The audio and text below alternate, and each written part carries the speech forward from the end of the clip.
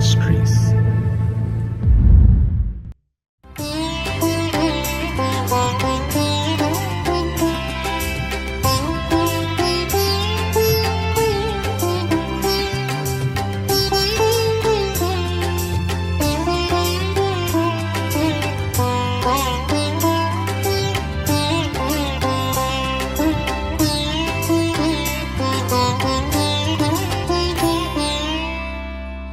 கர்த்தருடைய பரிசுத்த நாமம் மகிமைப்படுவதாக. கிறிஸ்துவுக்குள் மிகவும் பிரியமானவர்களே, மகிழ்ச்சிகரமான இந்த 3வது மாதத்தின் முதல் நாளிலே காட் கூசிஸ் மினிஸ்ட்ரி சார்பாக தேவனாகிய கர்த்தர் உங்களையும் உங்கள் குடும்பங்களையும் உங்கள் ஊழியங்களையும் ஆசீர்வதிப்பாராக. தேவனாகிய கர்த்தர் இந்த மாதத்திலே உங்கள் முன்பாக சென்று எல்லா தடைகளையும் அகற்றுவார் என்று விசுவாசித்து அதை உறுதிப்படுத்துகிறேன். தேவனுடைய கிருபையும் சமாதானமும் பாதுகாப்பும் தயவும் உங்களோடு இருக்க வாழ்த்துகிறேன். இந்த மாதத்திலே தேவனாகிய கர்த்தர் நமக்கு முன்பாக சென்று சகல தடைகளையும் நீக்கி நாம் ஜெயம் கொள்ளும்படியாக, நாம் கர்த்தருக்குள் மகிழ்ந்திருக்கும்படியாக அவர் நமக்கு உதவி செய்வார். தொடர்ந்து தேவனுடைய நாமத்தை எல்லா சூழ்நிலைகளிலும் துதிக்கவும் ஸ்தோத்தரிக்கவும் உங்களை ஒப்பு கொடுங்கள். அவருடைய இரக்கம் பெரியது. தொடர்ந்து அவர் உங்களை நடத்த உண்மையுள்ளவராயிருக்கிறார். தேவனாகிய கர்த்தர் உங்களையும் உங்கள் குடும்பங்களையும் ஆசீர்வதிப்பாராக. ஆமென்.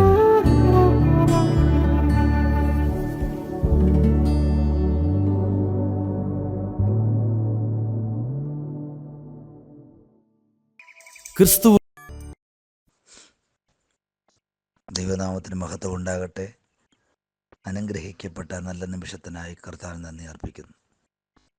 ശ്രവിക്കുന്ന എല്ലാ പ്രിയപ്പെട്ടവർക്കും, വിശേഷാൽ തോമസ് സാർ അവറുകൾക്കും യേശു ക്രിസ്തുവിൻ്റെ നിസ്തുല്യ നാമത്തിൽ സ്നേഹവന്ദനം. ഒരു ദിവസം കൂടെ ദൈവത്തെ സ്തുതിക്കുവാൻ ദൈവം നമുക്ക് ആരോഗ്യബലവും നൽകിയത് ഓർത്ത് ദൈവത്തിന് നന്ദി അർപ്പിക്കുന്നു. എല്ലാവരും ദൈവം അനുഗ്രഹിക്കട്ടെ എന്ന് പ്രാരംഭത്തിൽ പ്രാർത്ഥിക്കുന്നു.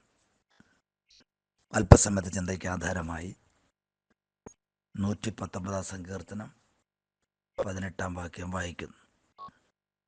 119 സങ്കീർത്തനം 18 വാക്യം. നിന്റെ ന്യായപ്രമാണത്തിലെ അത്ഭുതങ്ങളെ കാണേണ്ടതിന് എൻ്റെ കണ്ണുകളെ തുറക്കേണമേ. വളരെ ആഗ്രഹത്തോടെ അഭിവാഞ്ചയോടെ പ്രാർത്ഥിക്കുന്ന ഒരു ഭക്തൻ, ന്യായപ്രമാണത്തിലെ അത്ഭുതങ്ങൾ കാണുവാൻ എൻ്റെ കണ്ണൊന്ന് തുറക്കണമേ. ന്യായപ്രമാണം എന്നത് നമുക്ക് വളരെ വ്യക്തമായിട്ടറിയാം. ന്യായമായിട്ടുള്ള പ്രമാണമാണ് ന്യായപ്രമാണം. ഈ ന്യായപ്രമാണത്തിനകത്ത് ഒരുപാട് അത്ഭുതങ്ങളുണ്ട് എന്ന് ദൈവത്തിൻ്റെ ഭക്തൻ പറയുക. പക്ഷെ അതൊന്ന് കാണേണ്ടതിന് വേണ്ടി ഞങ്ങളുടെ കണ്ണുകളെ ഒന്ന് തുറക്കണമേ. ന്യായപ്രമാണത്തിലെ അത്ഭുതം യേശുക്രിസ്തുവാണ് എന്ന് നമുക്ക് വളരെ വ്യക്തമായിട്ടറിയാം. ന്യായപ്രമാണത്തിലെ പരമപ്രധാനമായ ഏറ്റവും വലിയ അത്ഭുതം യേശുക്രിസ്തുവാണ്. ഇസ്രായേൽ മക്കൾക്ക് ദൈവം കൊടുത്തിരിക്കുന്ന പ്രമാണമാണ് ന്യായപ്രമാണം. ആവർത്തന പുസ്തകം 28 അധ്യായത്തിൽ നമ്മൾ വായിക്കുന്നു, ന്യായപ്രമാണം അനുസരിച്ചാൽ നിങ്ങൾക്കുണ്ടാകുന്ന നന്മ, ന്യായപ്രമാണം തിരസ്കരിച്ചാൽ നിങ്ങൾക്കുണ്ടാകുന്ന ശിക്ഷ എന്നീ വിഷയത്തെ ആസ്പദമാക്കി അനുഗ്രഹിക്കപ്പെട്ട നിലയിൽ ദൈവത്തിൻ്റെ ഭക്തൻ അവിടെ എഴുതിയത് നമുക്ക് കാണാൻ സാധിക്കുന്നു. അങ്ങനെയെങ്കിൽ ഈ ന്യായപ്രമാണത്തിനകത്തൊരു അത്ഭുതമുണ്ട്. അത്ഭുതങ്ങളെ ഒന്ന് കാണുവാൻ എൻ്റെ കണ്ണ് തുറക്കണം. ന്യായപ്രമാണം സ്വീകരിച്ച മനുഷ്യൻ അവർ പട്ടുപോയ സംഭവം നമുക്കറിയാം. ന്യായപ്രമാണം അനുസരിച്ച മനുഷ്യൻ പട്ടുപോയ ചരിത്രമുണ്ട്. പലരും പട്ടുപോയി, കനാൻദേശത്തേക്ക് എത്തിയില്ല. അതുകൊണ്ട് പറയുകയാണ്, പട്ടുപോകുന്ന ജനത്തിന് മുൻപിൽ ഞങ്ങളുടെ ന്യായപ്രമാണത്തിൻ്റെ അത്ഭുതമൊന്നും കാണത്തക്ക രീതിയിൽ ഞങ്ങളുടെ കണ്ണ് തുറക്കണം. ന്യായപ്രമാണം കയ്യിൽ വാങ്ങിച്ച് മോശ ഇറങ്ങി വരുമ്പോൾ അവിടെ നടക്കുന്ന ആരാധനകളും ആഘോഷമെല്ലാം കണ്ടിട്ട് മോശയ്ക്ക് വെറുപ്പുണ്ടായെന്നാണ്. ഇപ്പം ന്യായപ്രമാണം കയ്യിലിരിക്കുമ്പോൾ തന്നെ അതിൻ്റെ അത്ഭുതങ്ങൾ കാണാൻ സാധിക്കാതെ മറ്റാഘോഷങ്ങളിലേക്കും ആർഭാടത്തിലേക്കും നയിക്കുന്ന ജനസമൂഹത്തെ കണ്ട് കോപമുണ്ടായ മോശ. ഇതുപോലെ തന്നെയാണ് ഇന്നത്തെ കാലത്തും ദൈവികമായ പ്ലാനുകളും പദ്ധതികളും ദൈവം നമുക്ക് നൽകിയിരിക്കുമ്പോൾ അതിൻ്റെ അകത്ത് അത്ഭുതങ്ങൾ കാണുവാൻ കഴിയാതെ കണ്ണുകളെ കുരുടാക്കി വച്ചിരിക്കുന്ന ചില മനോഭാവങ്ങളെ ദൈവം ഇന്ന് മാറ്റി ന്യായപ്രമാണത്തിന് അത്ഭുതം ഇന്ന് എനിക്ക് വേണ്ടി ദൈവം ചെയ്യുന്നു, ഞാനത് കാണുമെന്ന് വിശ്വസിക്കത്തക്ക രീതിയിൽ ഒരത്ഭുതം ദൈവം ചെയ്യാൻ പോകുക. ന്യായപ്രമാണത്തിൽ അത്ഭുതം കാണുവാൻ കണ്ണു തുറക്കണം. കണ്ണു തുറക്കുവാൻ ദൈവികമായ കൽപ്പനകൾ, ദൈവികമായ ആലോചനകൾ, ദൈവികമായ വ്യവസ്ഥകൾ അനുസരിക്കുന്ന ഒരു ഭക്തന് മാത്രമേ അത്ഭുതങ്ങൾ കാണുവാൻ സാധിക്കൂ. ന്യായപ്രമാണത്തിലെ ഒരുപാട് അത്ഭുതങ്ങളുണ്ട്, അത് കാണുവാൻ പലർക്കും സാധിച്ചില്ല. എന്നാൽ ഭക്തൻ പറയുകയാണ്, എനിക്ക് കാണാൻ ആഗ്രഹമുണ്ട്, എനിക്ക് ന്യായപ്രമാണത്തിൽ അത്ഭുതങ്ങൾ കാണാൻ ആഗ്രഹമുണ്ട്. അങ്ങനെയെങ്കിൽ പ്രിയ സ്നേഹിതരെ, പ്രിയപ്പെട്ടവരെ, കർത്താവിനെ അറിഞ്ഞ് രക്ഷിക്കപ്പെട്ട് ദൈവകൽപ്പന അനുസരിച്ച് മുമ്പോട്ട് ഇറങ്ങിത്തിരിച്ച സമയം മുതൽ ഇപ്പോൾ വരെ നമ്മുടെ ജീവിതത്തിലുണ്ടായിരിക്കുന്ന വിഷമങ്ങളും ഭാരങ്ങളും നിന്ദകളും അവമാനങ്ങളും കുറ്റപ്പെടുത്തലുകളും ഒക്കെ സഹിച്ച് നമ്മൾ കർത്താവിൻ്റെ ന്യായപ്രമാണപ്രകാരം നിൽക്കുന്നെങ്കിൽ, കർത്താവിൻ്റെ വ്യവസ്ഥ പ്രകാരം നിൽക്കുകയാണ്. പക്ഷെ ദൈവം പറയുന്നു, ഈ ദിവസങ്ങളിൽ ന്യായപ്രമാണത്തിലെ അത്ഭുതങ്ങളെ കാണുവാൻ, ദൈവികമായ വ്യവസ്ഥ പ്രകാരം ജീവിക്കുന്ന താങ്കൾക്ക് വേണ്ടി ഒരത്ഭുതം ചെയ്യുവാൻ യേശു ഇന്നും സർവശക്തനാണ്. അത് നടക്കാൻ പോവുക, അത് സംഭവിക്കും. അങ്ങനെയാണെങ്കിൽ നമ്മൾ കണ്ടിരിക്കുന്ന ദൈവിക പദ്ധതികൾ, ദൈവം നമ്മളെക്കുറിച്ച് ആഗ്രഹിക്കുന്ന ദൈവിക പദ്ധതികളെ നടപ്പിലാക്കാതിരിക്കാൻ, അത് സ്വന്തം കണ്ണുകൊണ്ട് കാണാതിരിക്കാൻ മറവ് ചെയ്ത് വെച്ചിരിക്കുന്ന ഏത് ശക്തിയാണെങ്കിലും ദൈവം ഇടപെടും. ദൈവം പറയുക, അത്ഭുതം നീ കാണാൻ പോവുക, അത്ഭുതം നമ്മൾ കാണും. ഞാനത് വിശ്വസിക്കുന്നു, അത് സംഭവിക്കും. ഈ വർഷം കഴിയുന്നതിന് മുൻപേ, ഡിസംബർ മാസം കഴിയുന്നതിന് മുൻപേ ദൈവത്തിൻ്റെ ചില അത്ഭുതങ്ങൾ ഞാൻ കാണുമെന്ന് വിശ്വസിക്കുന്ന പ്രിയപ്പെട്ടവർക്ക് വേണ്ടി ദൈവം പ്രവർത്തിക്കാൻ പോകുകയാണ്. ബൈബിൾ നമ്മൾ പഠിക്കുമ്പോൾ അത്ഭുതങ്ങൾ കാണാതെ, ദൈവപ്രവൃത്തി കാണാതെ കണ്ണുകളെ കുരുടാക്കിയിരിക്കുന്ന ഒരുപാട് അനുഭവങ്ങൾ നമുക്കറിയാം. ഒന്ന് രണ്ട് ഉദാഹരണങ്ങൾ മാത്രം ഞാനിവിടെ ചൂണ്ടിക്കാണിക്കുകയാണ്. ഏലിശ എന്ന് പറയുന്ന ഒരു ഭക്തൻ, ആ ഭക്തൻ പ്രാർത്ഥിക്കുന്നവനായിരുന്നു. പ്രാർത്ഥിക്കുന്നത് കൊണ്ട് ശത്രുവിൻ്റെ പല രഹസ്യങ്ങളും ആ ഭക്തന് ദൈവം വെളിപ്പെടുത്തി. പ്രാർത്ഥന എന്ന് പറയുന്നത് ശത്രുവിൻ്റെ പദ്ധതികളെ ദൈവാത്മാവിൽ നമുക്ക് വെളിപ്പെടുത്തി തരുന്നതാണ് പ്രാർത്ഥന. നിനക്ക് നേരെ പിശാചൊരുക്കുന്ന സകല തന്ത്രങ്ങളെയും പൊളിച്ചുകൊണ്ട് ദൈവത്തിൻ്റെ പദ്ധതി വെളിപ്പെടുത്തേണ്ടതിന് വേണ്ടി ശത്രുവിൻ്റെ ചില ആലോചനകളെ നമുക്ക് വെളിപ്പെടുത്തി തരുന്നതാണ് പ്രാർത്ഥന. അങ്ങനെ ഏലിശായിക്ക് ദൈവത്തിൻ്റെ പദ്ധതി വെളിപ്പെട്ടു. ശത്രുരാജ്യത്തിൻ്റെ കുതന്ത്രങ്ങൾ പോലും മുട്ടിന്മേൽ നിന്ന് പ്രാർത്ഥിക്കുന്ന ഭക്തന് വെളിപ്പെടുത്തി കൊടുക്കുന്ന സംഭവം നമുക്ക് ഏലിശായിൽ കൂടെ മനസ്സിലാക്കാൻ സാധിക്കും. 2 രാജാക്കന്മാരുടെ പുസ്തകം 6-ാം അധ്യായം നമ്മൾ പഠിക്കുമ്പോൾ അവിടെ വളരെ വ്യക്തമായിട്ട് ആ സംഭവത്തെ വിവരിച്ചിട്ടുണ്ട്. അങ്ങനെ ശത്രുരാജ്യം വന്ന് ഏലിശയ്ക്ക് ചുറ്റും രഥങ്ങളും കുതിരകളുമായിട്ട് വന്ന് വളഞ്ഞ്, പട്ടാളവുമായിട്ട് വന്ന് വളഞ്ഞ് ഏലിശയെ പിടിക്കേണ്ടതിന് വേണ്ടി വന്നപ്പോൾ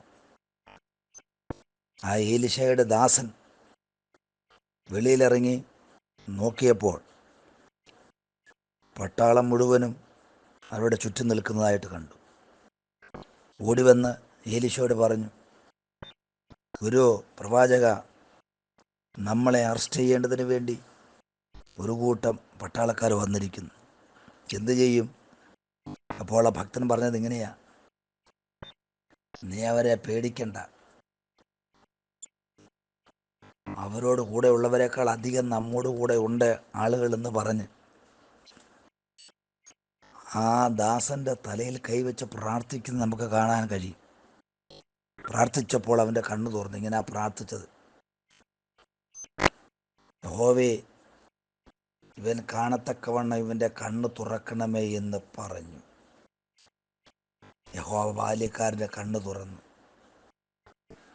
നമുക്ക് വേണ്ടി ദൈവം വെച്ചിരിക്കുന്ന ചില പദ്ധതികളെ പലപ്പോഴും നമുക്ക് കാണാതിരിക്കേണ്ടതിന് വേണ്ടി നമ്മുടെ കണ്ണുകളെ കുരുടാക്കി വെക്കുന്ന ചില സന്ദർഭങ്ങളുണ്ട്. ഒരുപക്ഷെ ഈ കാലഘട്ടം അങ്ങനെയാണ് നമുക്ക് തോന്നിയേക്കാം. ഈ ദിവസങ്ങളിൽ അങ്ങനെയാണ് എനിക്ക് തോന്നുന്നത്. ഈ ദിവസങ്ങളെല്ലാം എൻ്റെ നന്മകളെ ആരോ എന്നെ കാണിക്കാത്തതുപോലെ മറവ് ചെയ്ത് വെച്ചിരിക്കുകയാണെങ്കിൽ യേശു പറയുക, ഇല്ല, ദൈവത്തിൻ്റെ പദ്ധതി ഇന്ന് വെളിപ്പെടാൻ പോവുക, അത് സംഭവിക്കാൻ പോവുക.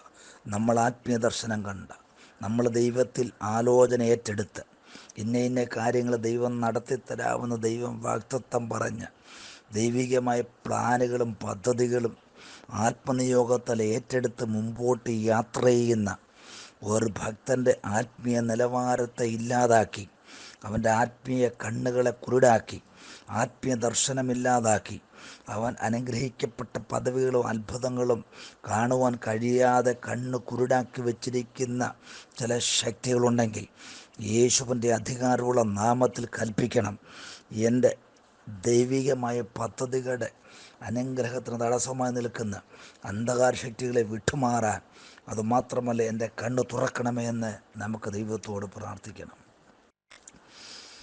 അങ്ങനെ പ്രാർത്ഥിച്ച ആ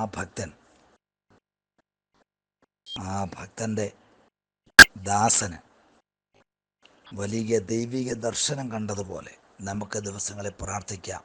കർത്താവേ, ദൈവം എനിക്ക് വേണ്ടി വെച്ചിരിക്കുന്ന ചില അനുഭവങ്ങളെ ദൈവം നൽകണമേ, അത് കാണുവാൻ എൻ്റെ കണ്ണ് തുറക്കണമേ എന്ന് പ്രാർത്ഥിക്കണം.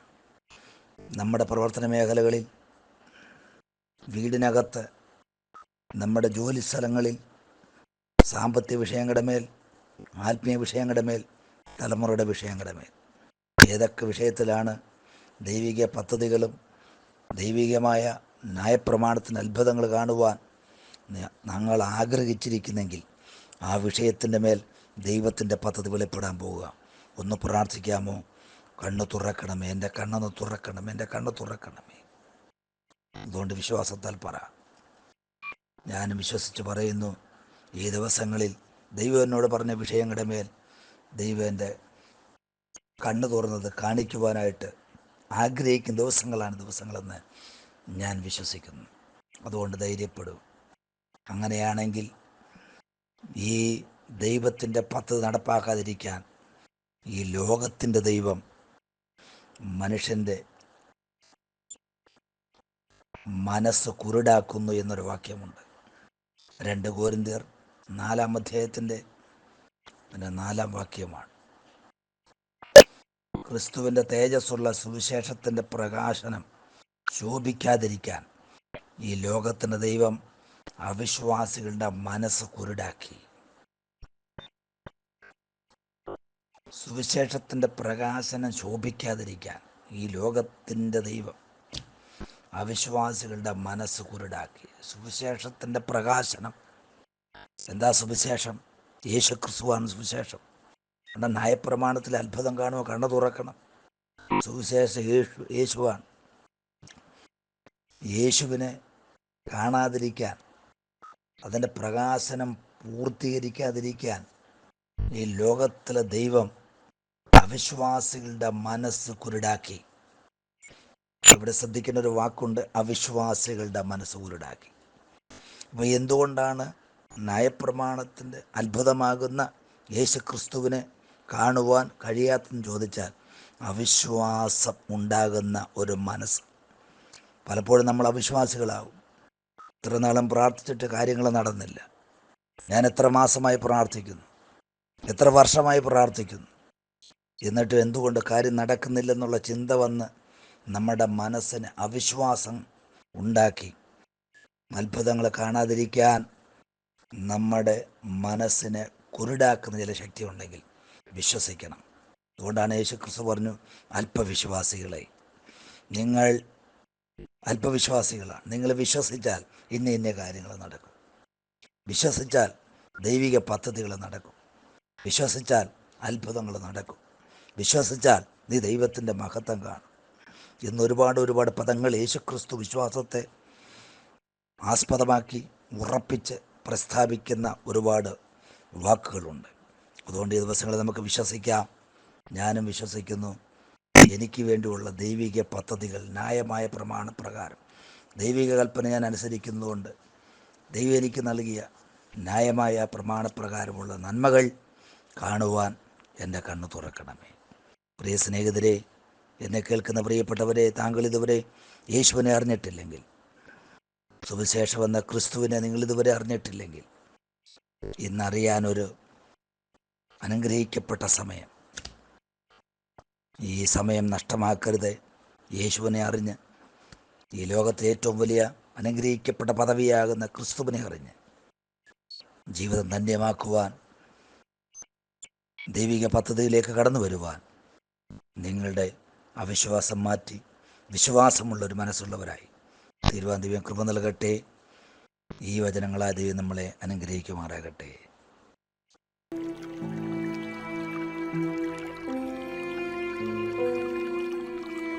நானும் என் வீடும் என் வீட்டார் அனைவரும் ஓயாமல் நன்றி சொல்வோம். நானும் என் வீடும் என் வீட்டார் அனைவரும் ஓயாமல் நன்றி சொல்வோம். ஒரு கரு போல காத்தீரே நன்றி, என்னை சிதையாமல் சுமந்தீரே நன்றி. ஒரு கரு போல காத்தீரே நன்றி, என்னை சிதையாமல் சுமந்தீரே நன்றி. எபினேசரே, எபினேசரே, இந்நாள் வரை சுமந்தவரே. எபினேசரே, எபினேசரே, என் நினைவாய் இருப்பவரே. நன்றி, நன்றி, நன்றி. இதயத்தில் சுமந்தீரே நன்றி. நன்றி, நன்றி, நன்றி. கரு போல சுமந்தீரே நன்றி.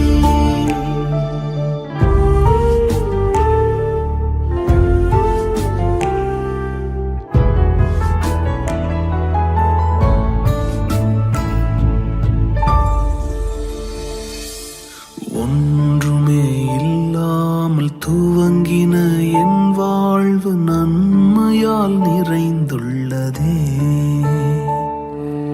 ஒன்றுமே இல்லாமல் துவங்கின என் வாழ்வு நன்மையால் நிறைந்துள்ளதே. ஒரு தீமையும் நினைக்காத நல்ல ஒரு தகப்பன் உமை போல இல்லை.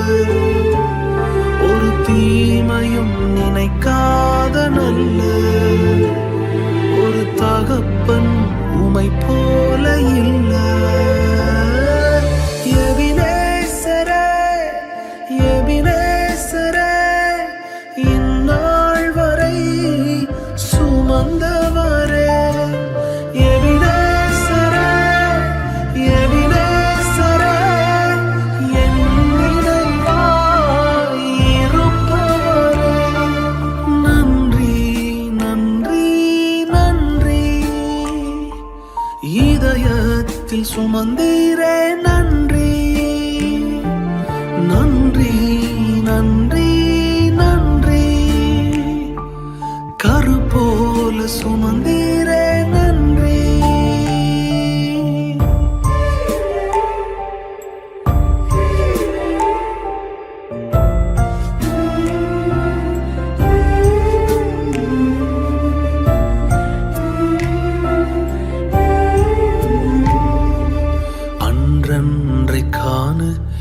தேவைகள் யாவையும் உம் கரம் நல்கியதே. அன்றன்றை காண என் தேவைகள் யாவையும் உம் கரம் நல்கியதே. நீர் நடத்திடும் விதங்களை சொல்ல பூரண வார்த்தையே இல்லை. நீர் நடத்திடும் விதங்களை சொல்ல ஒரு பூரண வார்த்தையே இல்லை. எபினேசரே, எபினேசரே, இந்நாள் வரை சுமந்தவரே. எபினேசரே, எபினேசரே, என் நினைவாய் இருப்பவரே. நன்றி, நன்றி, நன்றி. இதயத்தில் சுமந்தீரே நன்றி. நன்றி, நன்றி, நன்றி. கரு போல சுமந்தீரே நன்றி.